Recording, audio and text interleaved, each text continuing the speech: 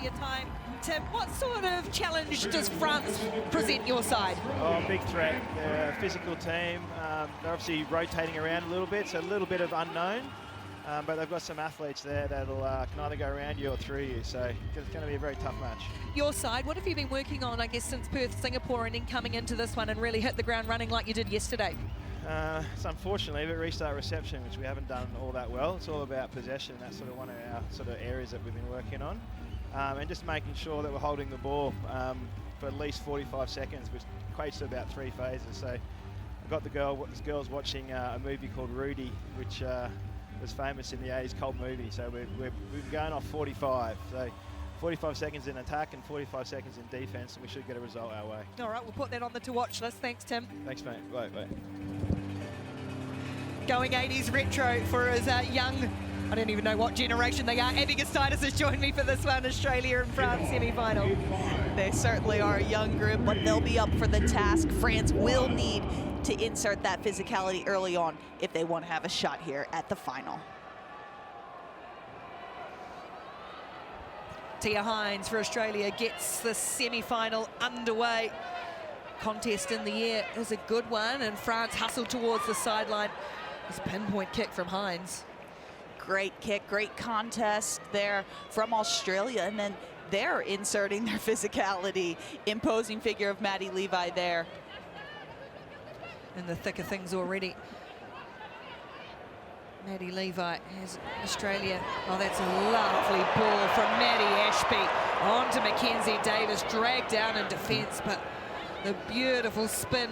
Australia swinging into their work. Oh, shot on, Latoz. Well read on Bridget Clark, who braced herself for contact and did well. Now, it's Nasser who's going to win this wrestle for it.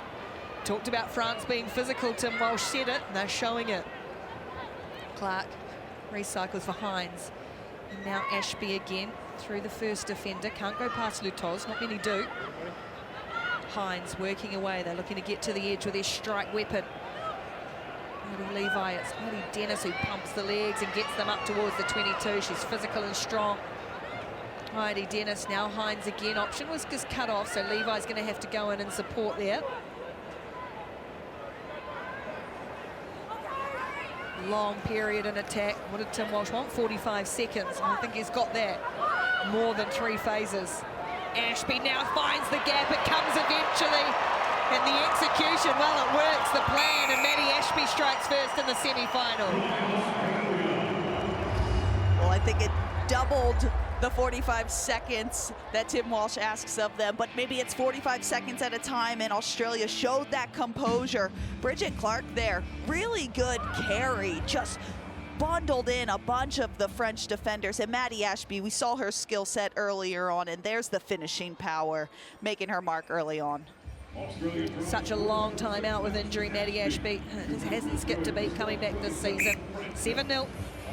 In Australia, what I love about them is they do the simple things so well. Every pass is focused.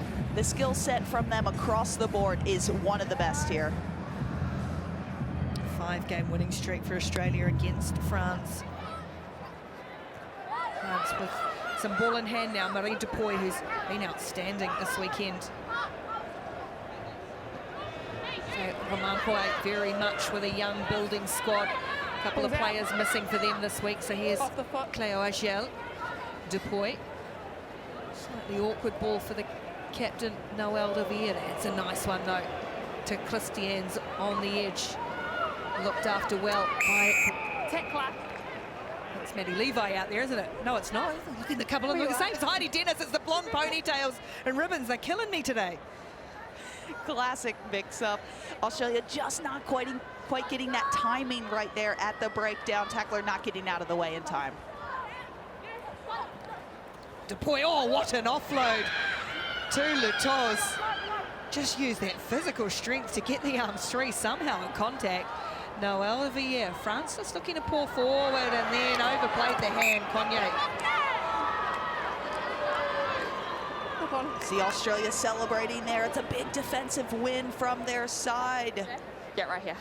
Cognier gets the timing right, but just mishandles the pill, spilling it forward. Something I like that Tim Walsh said is there's been this rotation in the France squad, and he sees it as unknowns, whereas sometimes it's seen as a negative in inconsistencies. But have a look there. Nothing inconsistent about Australia's win rate in semifinals. Consistently excellent. Australia stung in the last 2 tournaments in the final. They've looked so sharp this weekend. Here is Dennis on the edge, getting away from Christiane. She'll come back at it. Does the 22 for France, does a good job, and that's nice and physical too. Come off the boot a little awkward. Australia tidy up so well. France trying to get up in the face, but it could create some dangerous space here. Noelle Riviere did really well, because Levi would have been gone, and they'll win a penalty. Excellent from France. Leave it. Could have been danger time there for France with Maddie Levi, but Lou Noel all over that one. And France, I like this option for them. It's a bit chaotic right now. Have a look there. Little loose pass from Australia. We don't see it often, but did really well there was Lou Noel. And then that great body position, that low, strong height to jackal that pill. Crouch. Bind. Set. Scrum 10 metres inside Australia's territory. Just the one try in it at the moment. We've already seen 3 tight semi-finals, 2 in the men and 1 in the women. This one just as well. And France look full of running here with Marie Dupuy. Now Christiane's on the inside, cutting back on the angle, just dragged down. Great tackle, Ashby. France up into the 22 for the first time. Now Cognier, this impressive 19-year-old, looking to straighten things up. Needs some support to come in as Hines is all over that one. Concedes the penalty though, Tia Hines. And tap and go from Argel, Cleo Argel, looking for Lutoz, and then Dupuy closing in on the line, and then around the corner, Christiane's through 1, through 2 and over. Christiane's with the response for France. All off of that penalty from Australia. Their ill discipline allow France to maintain possession. It goes out to the edge, the offload. France loves an offload. They love to support one another, and they do it so well there. Christiane getting the reward, getting the 5 points to her name, and giving France a little bit of life. Difficult conversion from wide is going to come away in short, so it's still Australia by 2.75. What we saw our last semi-final was a dogfight, and this one proving to be equally as good of a contest. Australia bring down the kickoff through Bridget Clark, really good in the air. Strong, tall figure. Davis. There's not been a lot of space for Levi. She doesn't need much because she can do that. Oh, how did Christiane's hang on there? I thought Levi gone for all money, needs some support. Nice and patient by Australia. Clark operating in the middle. Ashby offload for Hines is good, but the tackle from Dupuy is also good. Davis got plenty of space, sniping in and around that ruck area. That's been knocked on Christiane's. Oh, Hines lost her footing. Clark having to chase, Nasser dragging her down from behind, and then Christiane's loses it forward. Oh, opportunity for France, and probably good everyone's going to get to half-time. It is Australia leading 7-5 at the break in the semi-final. New Zealand is already through to the other semi-final. Let's hear from their coach, Corey Sweeney, with Rupert Cox. Well, you're into another cup final, but USA made you look pretty uncomfortable at times. What was the issue in the semi for you? Yeah, I mean, they're a good side, aren't they? And they're growing and developing. You know, some of our set-piece plays were, last person got us, and we probably weren't able to adjust out of that, and it took us a bit long to reset in those moments. But, credit to the girls, they needed to, find some grit and find a way, and that's what those games can do for us. And I think, coming out there good, the right side of that was important for us tonight. So you just had a long chat to the team. What did you say to them as a group ahead of the gold medal match? Yeah, I think the thing was that we weren't perfect, but we were able to find a way and grind that out. And I think we empower this group to find those solutions together, and I think they did that well. We've got a couple of our soldiers that are down at the moment, so we're playing with 10. They're going to have to work really hard together in a final, but those are the challenges we love. Well, good luck in the final. Thank you. Can I just quickly say to my two kids, because I did a promise to Ty and to Maya, hey guys, I did promise you that I'd say hi, so love you, see you soon. And also to the Tiniti family, the Tiniti whānau, they had a loss during the week. Our thoughts and prayers are with you guys as well. And happy birthday to you too. Yeah, and happy birthday to me, thank you.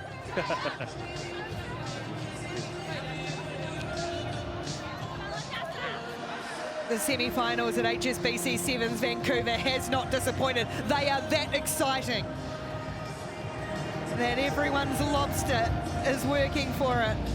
Someone's looking to hook a big catch. We've seen South Africa edge Australia in the men's competition. Spain beat France in the men. USA just slipping against New Zealand. The Black Ferns are through to the women's final. And in this one, 7-5, Australia leading France.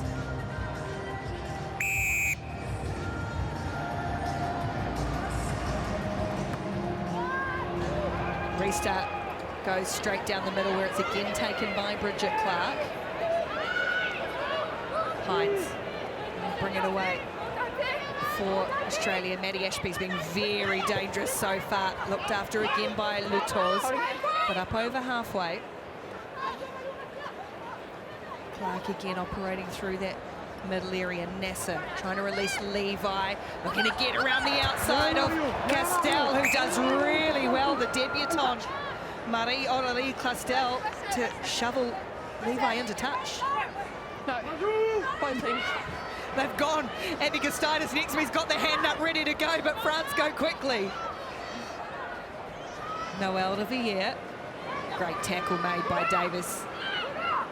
Lutoz goes blindside. Konya there just held on. Wrestles her way to the halfway line. Lutoz, France well in this. Haven't beaten Australia for a wee while. To the edge they go.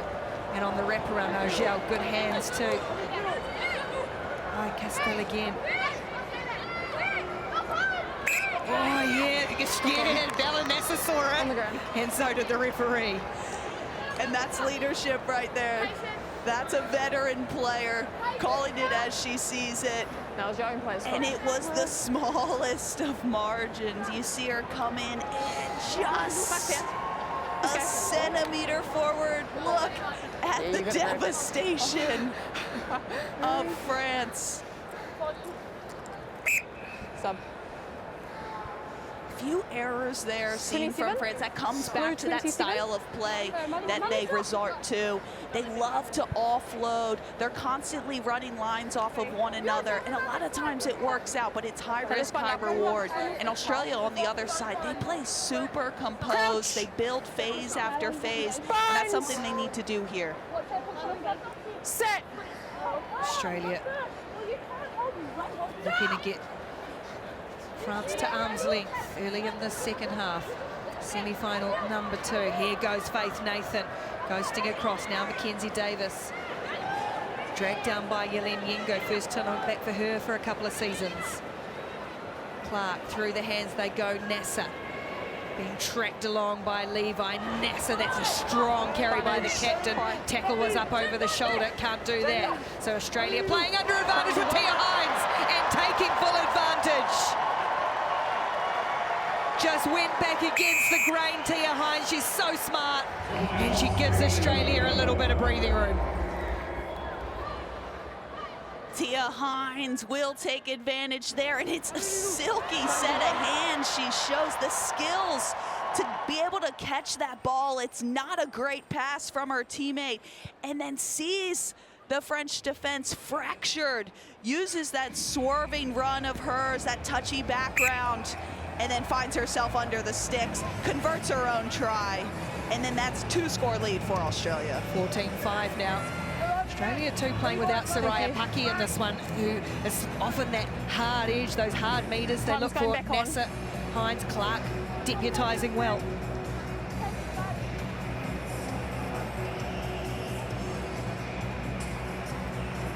Australia had a lot of success in Cup semi-finals. We've seen throughout the course of the seasons, Australia-New Zealand final, but France are very much in this. They need to maintain possession off this restart and stick to their systems. I think the clock glitched out there.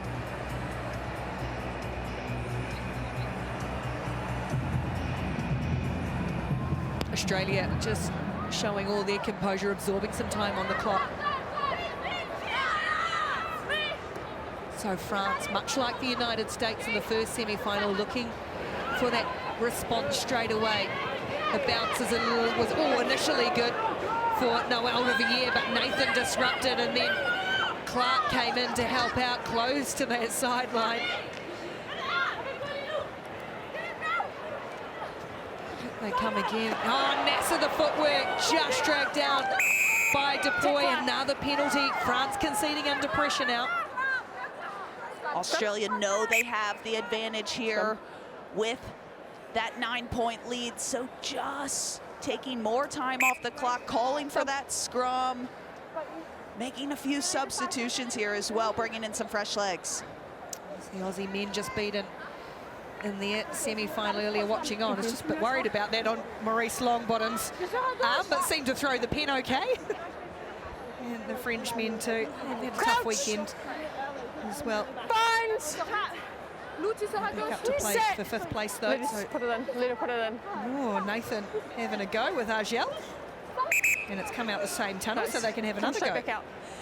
Can appreciate the little cheekiness there from the scrum halves. I just find when we're engaged, we're like pulling out a little bit. I'll keep an eye. Thank you. Last scrums have been quite good though. Okay, thank you. It's the veteran there speaking to the referee. Just, hey, man, keep an eye out. Will do.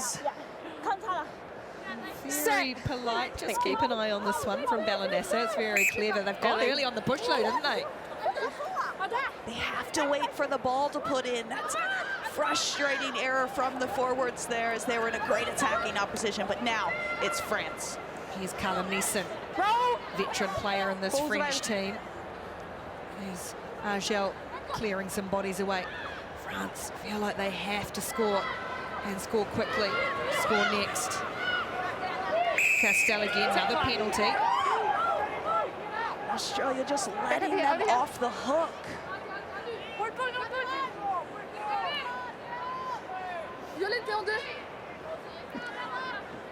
Let's go. If you're going to slow this down, you have to know what you're doing.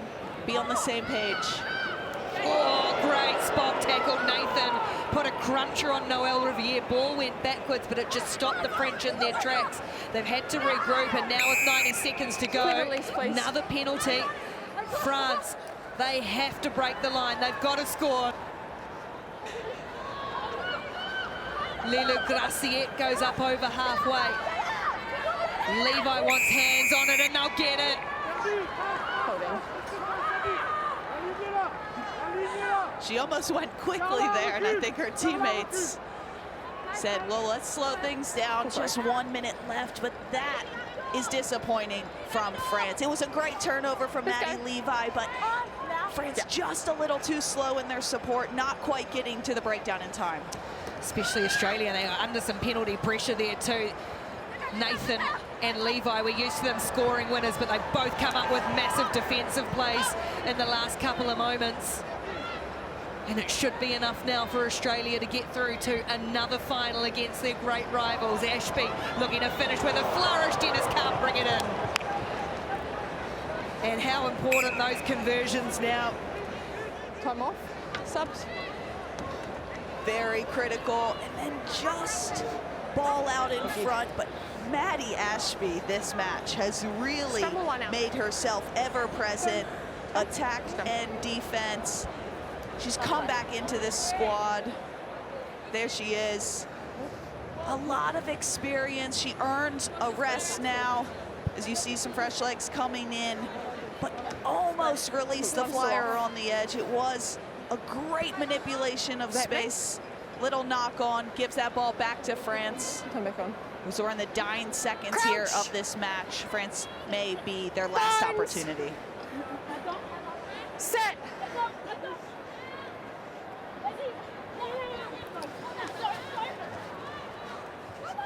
France will keep playing though.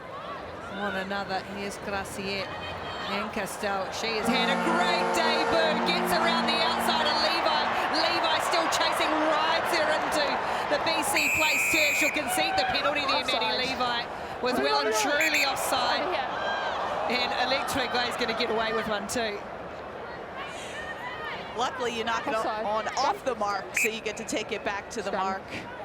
But not many people get around Maddie Levi, even fewer people get away from her chase. She just was too high there from the get, but she knew she had the gas. She closed that space, thumped that chase tackle, and then that's, again, the ill discipline from Australia. That will break them in this final.